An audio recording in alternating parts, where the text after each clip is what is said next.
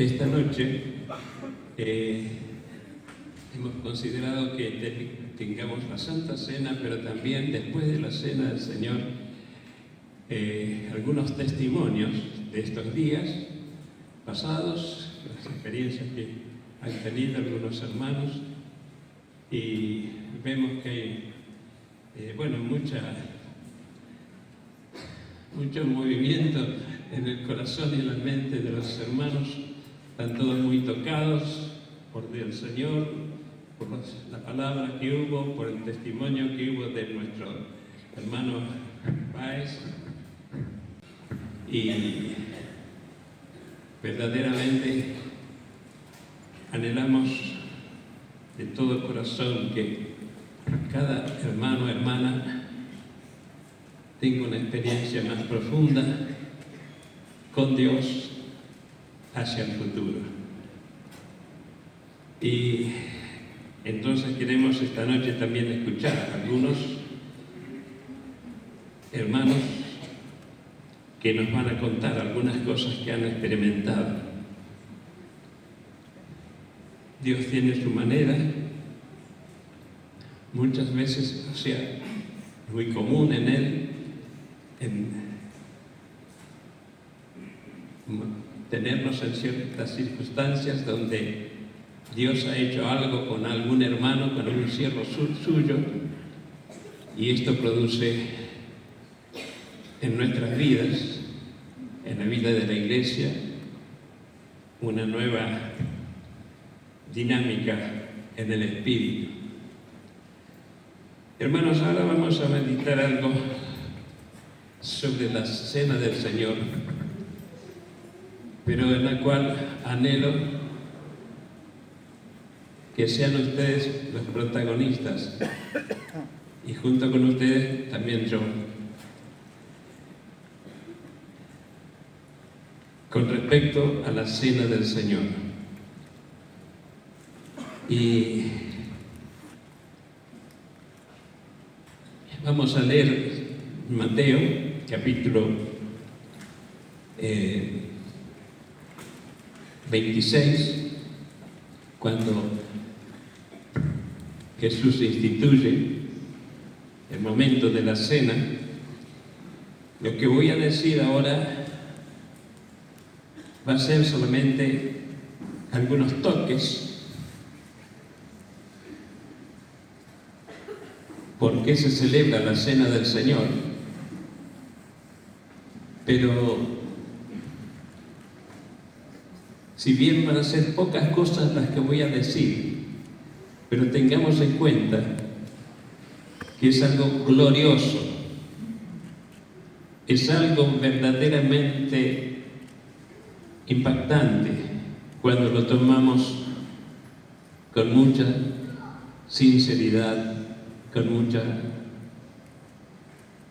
amor.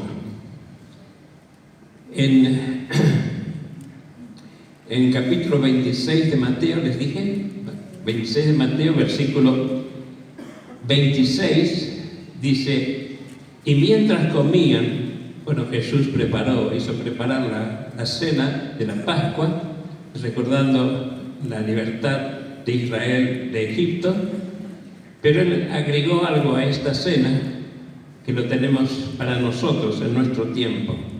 Versículo 26, y mientras comían, tomó Jesús el pan y bendijo, y lo partió y dio a sus discípulos, y dijo: tomad, comed, esto es mi cuerpo. Y tomando la copa y habiendo dado gracias, les dio, diciendo: bebed de ella todos, porque esta es mi sangre del nuevo pacto, que por muchos es derramada para remisión de los pecados. Vamos a leer el mismo pasaje, el mismo tema en 1 Corintios capítulo 11. 1 Corintios capítulo 11.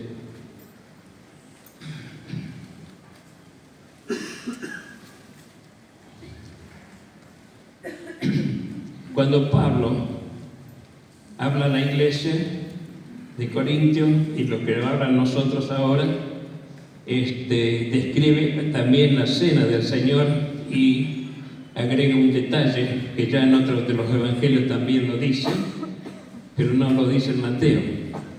1 Corintios capítulo 11, versículo 23. Dice el apóstol Pablo: porque yo recibí del Señor lo que también os he enseñado, que el Señor Jesús, la noche que fue entregado, tomó pan, y habiendo dado gracias, lo partió y dijo: tomad, comed, esto es mi cuerpo, que por vosotros es partido, haced esto en memoria de mí. ¿Qué teníamos que hacerlo? ¿Por qué teníamos que hacerlo?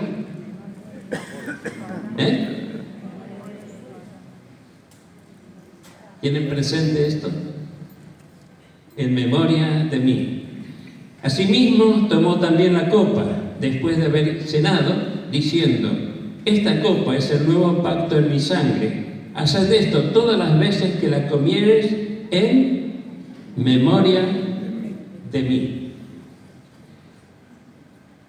Es importante el énfasis que nos da la palabra por el apóstol, que en los dos casos, de cuando habla del pan y de la copa, dice hacerlo en memoria de mí. Ahora, esto no es algo que Pablo se le ocurrió, es lo que Jesús dijo, lo dice en otro de los evangelios. Hermanos, cuando tomamos el pan esta noche y luego la copa,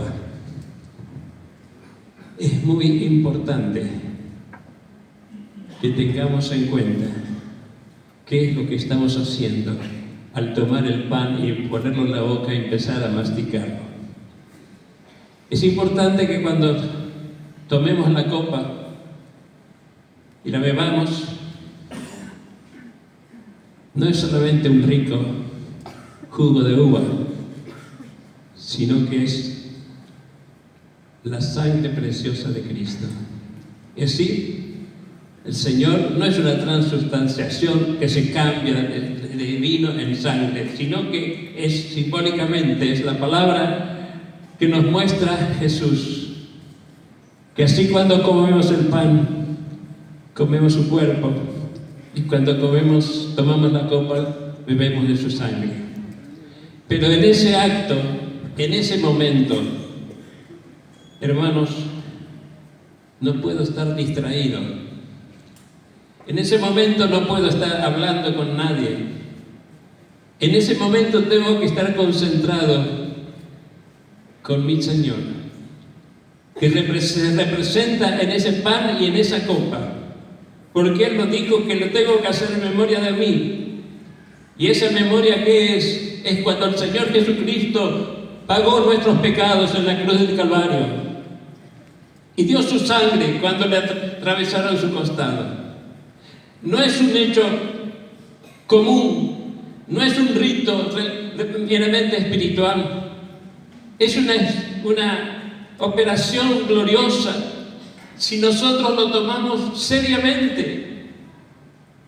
Hermanos, voy a ir enumerando algunas cosas que sucedieron antes de que Cristo fuera crucificado. Cada uno de estos detalles tienen que ver con un acto de amor de Cristo Jesús hacia nosotros. Cada detalle de estas cosas que sucedieron tiene que ver con una disposición de Jesús de ir a la cruz, cueste lo que cueste, pase lo que pase, se oponga a quien se oponga. Tengo que ir a la cruz.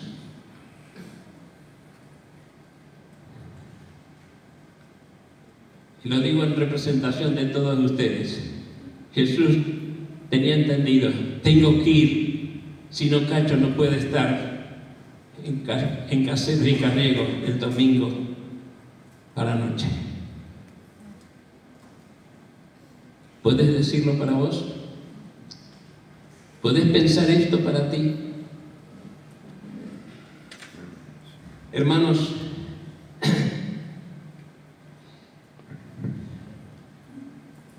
las cosas que fueron sucediendo antes Y esto es algo rápido. No es un mensaje de los que estamos acostumbrados. Una de las cosas que pasó cuando Jesús comenzó a anunciar que tenía que morir y ser verdaderamente perseguido por los funcionarios públicos y religiosos, se le oponían, querían matarlo, pero Jesús estaba diciendo: yo tengo que padecer todo esto y tengo que morir y tengo que pagar, pero al tercer día voy a morir, voy a resucitar. Pero pasaba algo, los discípulos no lo entendían, no comprendían lo que Jesús les estaba. Ellos estaban esperando que Jesús iba a coronarse rey en Israel. Ellos estaban esperando el reino de Israel.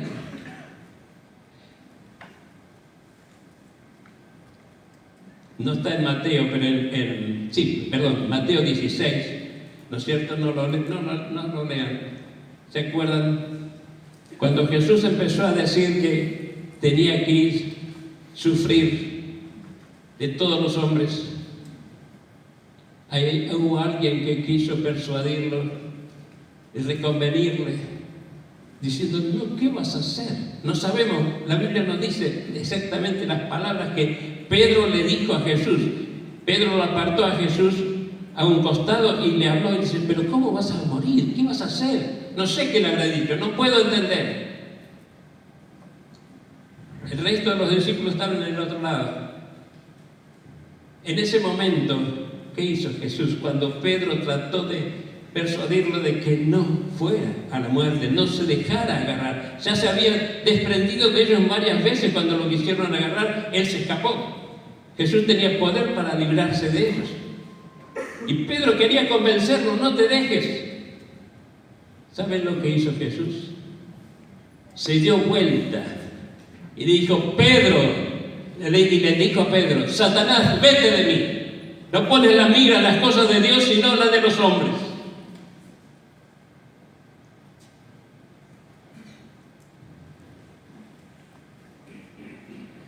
No me imagino si alguno de nosotros recibiéramos esta expresión de algún hermano: Satanás, vete, no pones la mira en las cosas de Dios. Pero Jesús se lo dijo a Pedro. No sabes lo que estás pensando, Pedro. De su propio discípulo estaba sufriendo la oposición, el Señor Jesús. ¿Qué pasó después? Un propio discípulo, Judas, lo traicionó. Lo traicionó. Fue a buscar plata, a ver quién le daba plata para entregar a Jesús. Les digo una cosa: Judas tenía en mente un detalle. Como Jesús muchas veces se había librado de los hombres, yo lo voy a embromar a los fariseos. Le voy a pedir 30 piezas de plata que le daban. Pero yo sé que Jesús se va a escapar lo mismo y no lo van a poder agarrar. El amor al dinero lo llevó a hacer una estratagema allí, de manera que se engañó a sí mismo, porque no pudo creer que Jesús se dejó agarrar cuando Pedro dijo: al que yo besare, ese es, prendedlo. Qué tremendo.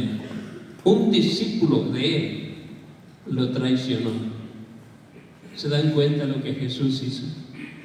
¿Te das cuenta, hermano, hermana, lo que Jesús tuvo que enfrentar? Uno que lo estaba tratando de hacerle cambiar el pensamiento, otro que lo traiciona.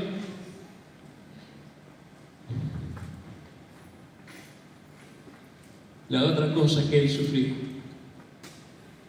No voy a estar leyendo los pasajes, está todo allí en Mateo.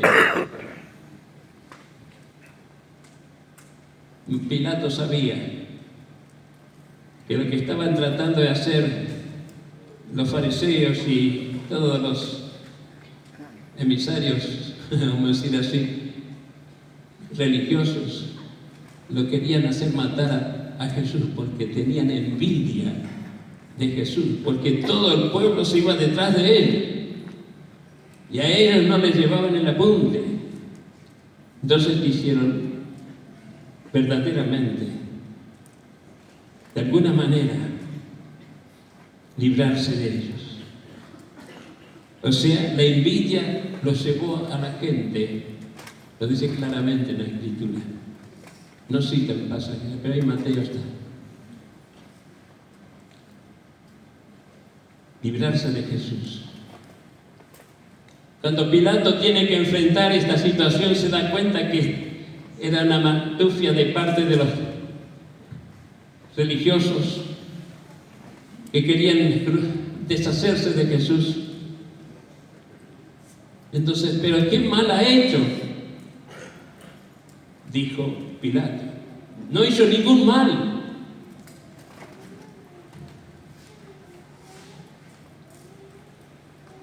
Entonces Pilato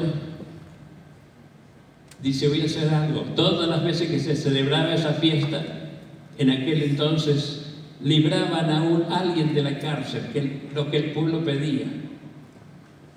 Y había uno que se llamaba Barrabás. Y Barrabás era un tremendo delincuente. Y entonces Pilato dice, le voy a presentar a Barrabás o a Jesús. A ver, ¿a quién quieren liberar? ¿Si a Jesús o a Barrabás? Y entonces, ¿qué ocurrió? Todos pidieron que Barrabás sea suelto y que Jesucristo fuera crucificado.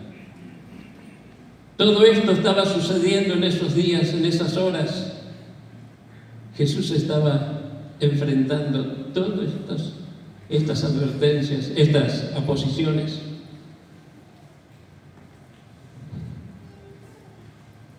Luego lo desnudaron y le vistieron con una bata de escarlata, un color fuerte, que usaban los reyes. Luego le pusieron una corona de espinas. ¿Y saben qué? En la mano derecha le pusieron una caña. Y entonces la corona de espinas hablaba de un rey. La vestimenta también hablaba de rey. La caña en la mano derecha hablaba de autoridad. Se estaban burlando de Jesús. ¿Se imaginan que de rodillas estaban allí y le decían, salve, rey de los judíos? Se burlaban de Jesús. Tú eres el rey, tú eres el que decías que en 3 días edificabas el templo, lo destruías y podías reedificarlo. Se arrodillaban delante de él burlándose de esta manera. Pero con la caña que le había puesto en la mano derecha, le golpeaban en la cabeza. ¿Y saben qué? La cabeza estaba llena de una corona de espinas. ¿Se imaginan cómo sufría el Señor Jesús en ese momento con esas espinas en la cabeza y se la martillaban? Era un momento tremendo. ¿Qué es lo que estaba soportando Jesús ante todas estas actitudes de los hombres?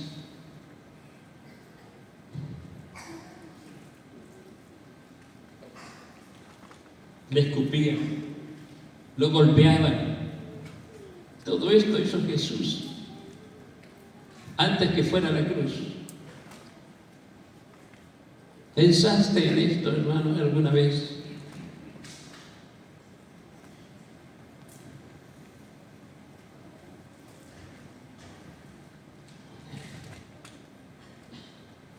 Hay algo que dice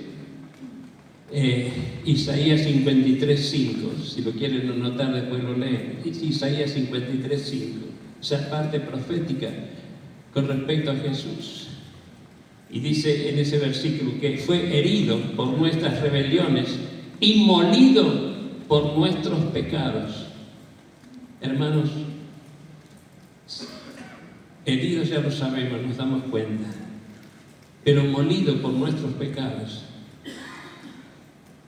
Cuando estamos comiendo el pan que representa el cuerpo de Cristo y lo estamos masticando, ¿qué estamos haciendo con el pedazo de pan? Lo estamos moliendo. Eso es lo que pasó en Jesús en el momento que Él sufrió en la cruz.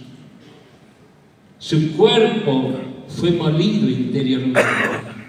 Cuando el juicio de Dios, de la justicia de Dios cayó sobre Él, hermanos, tremendo.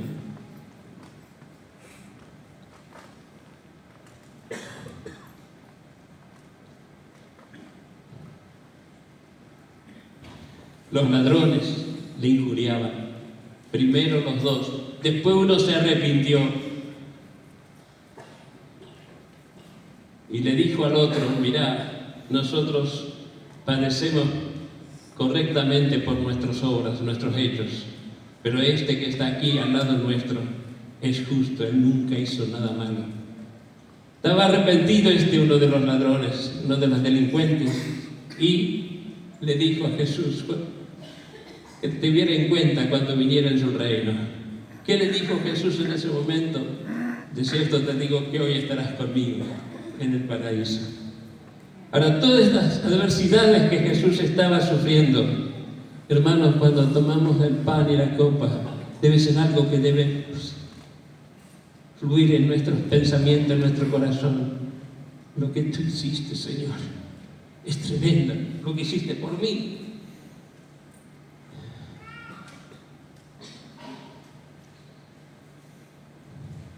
Desde la hora sexta, dice la palabra que, o sea, al mediodía, desde esa hora se oscureció toda la tierra, se hizo tinieblas. Hermanos, hasta la hora novena, ¿no? Tinieblas. Y en ese momento, ¿qué ocurrió? Hubo un terremoto, se rompían las piedras, hubo un alboroto tremendo. Y en ese momento ocurrió algo inigualable.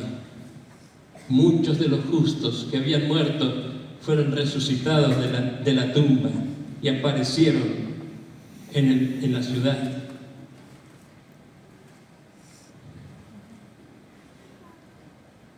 Y era tan gloriosa la obra que Cristo estaba haciendo en la cruz del Calvario.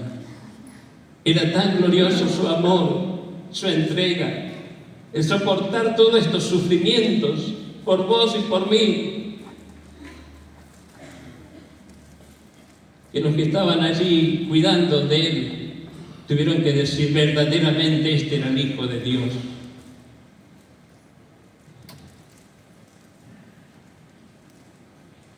Y en un momento, Mateo, esto lo vamos a leer, Mateo 26.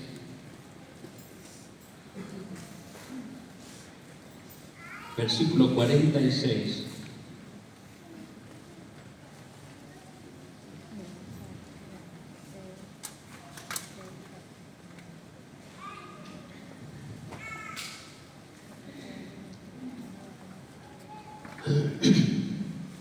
Me confundí de capítulo.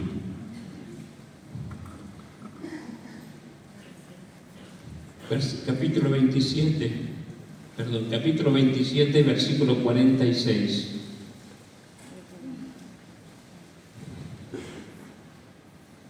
Cerca de la hora novena, Jesús clamó a gran voz, diciendo: Elí, Elí, lama sabactani. Esto es: Dios mío, ¿por qué me has desamparado? Hermanos, ¿por qué exclamó Jesús esto? Jesús estuvo siempre atendido por los ángeles, fortalecido de alguna manera en medio de las pruebas.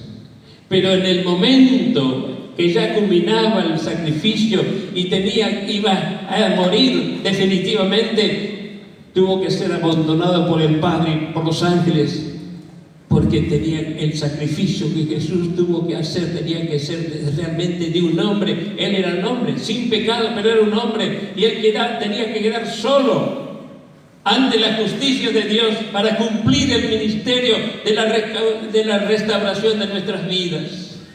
En ese momento el Señor Jesús sufrió la soledad total, no tuvo ninguna ayuda, ningún consuelo. Tuvo que enfrentar ese momento.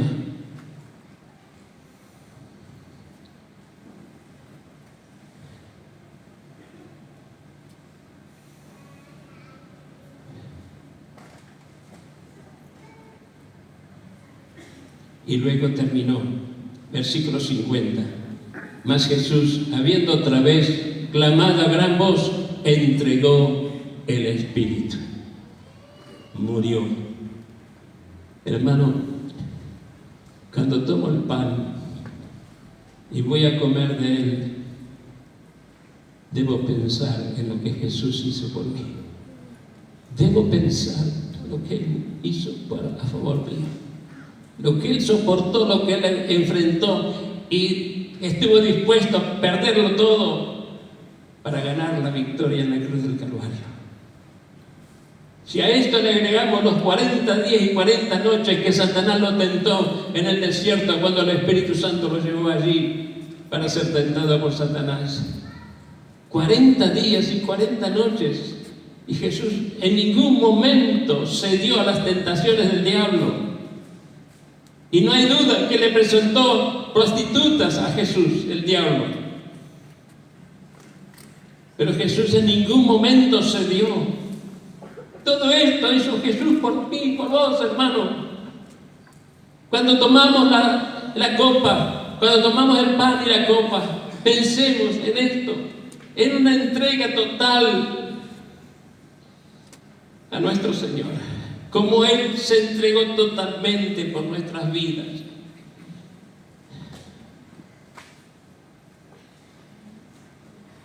Y por último, en Juan, capítulo 19, versículo 34, cuando ya estaba muerto, un soldado le atravesó el costado a Jesús y de ese costado salió sangre y agua. La sangre que necesitábamos nosotros para que fuésemos redimidos de nuestros pecados. La única manera de expiar nuestros pecados era con la sangre. Todo el Antiguo Testamento nos habla de esto. Pero ninguna de esas sangre podía quitar el pecado de nuestras vidas. Solamente lograba el perdón momentáneo. Pero aquí estaba la sangre preciosa de Jesús, sin mancha, ofrecida. ¿Y a quién se lo ofreció? No hay duda que aparte de cumplir la justicia divina, se la ofreció a Satanás y le dijo: perdiste toda autoridad sobre la humanidad. Lo que Adán y Eva te dieron, te lo he quitado. Ahora no tenés más autoridad. Podrás engañar como hiciste siempre, pero no tenés más autoridad sobre la humanidad. Es maravilloso, hermanos.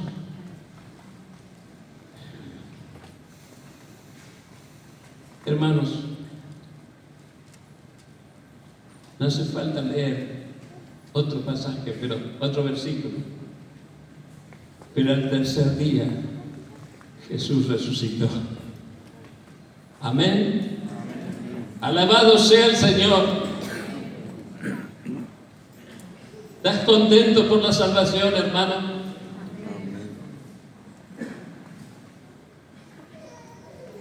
Esta noche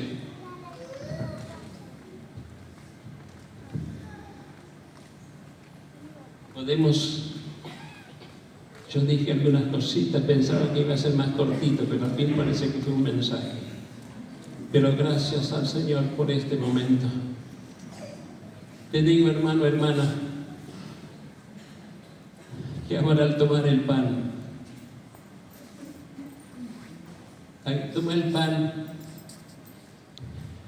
cierra tus ojos y pensá en Jesús. Todo lo que Él hizo por vos. No nos vamos a apurar a que nos traigan la copa después, enseguida. Tenemos que esperar unos minutos, 3, 4, 5 minutos, no sé. Pero en ese momento, concéntrate en Jesús.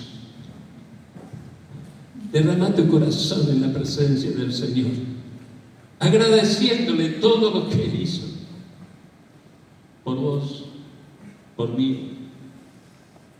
Hermano, hermana, el pan y la copa no es un rito religioso meramente, es una realidad que cuando lo tomamos, lo practicamos en fe, en convicción, pero al mismo tiempo mientras consideramos, Señor, ¿cómo hiciste para aguantar a Pedro, que te quería persuadir que dejara de ir a la cruz? ¿Cómo hiciste para enfrentar la traición de Judas? ¿Cómo soportaste todo esto, Señor? Pero cuando te escupían, cuando te blasfemaban tu nombre, te injuriaban, Señor, ¿cómo no abriste la boca? Cuando Pilato incluso te pedía explicaciones, no abrías la boca. ¿Cómo lograste esto? ¿Cómo hiciste para poder sobrellevar todas estas circunstancias? ¿Cómo hiciste, Señor? Verdaderamente lo que el Señor hizo por nosotros es tremendo. Quisiera, hermano,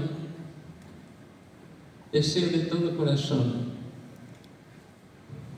que no tomemos el pan y la copa con liviandad, como un mero rito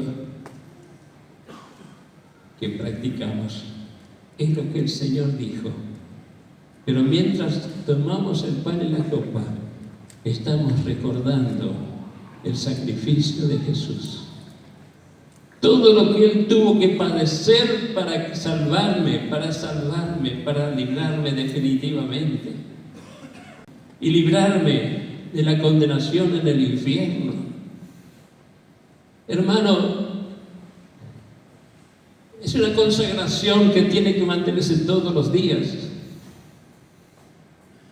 Pero cada vez que tomamos la cena del Señor, como decimos tantas veces, tiene que ser un momento para impactar nuevamente en nuestro corazón, en nuestras mentes, lo que Jesús hizo por nosotros. Vamos a dar gracias por el sacrificio de Cristo y los hermanos van a repartir el pan. Amado Padre Celestial, gracias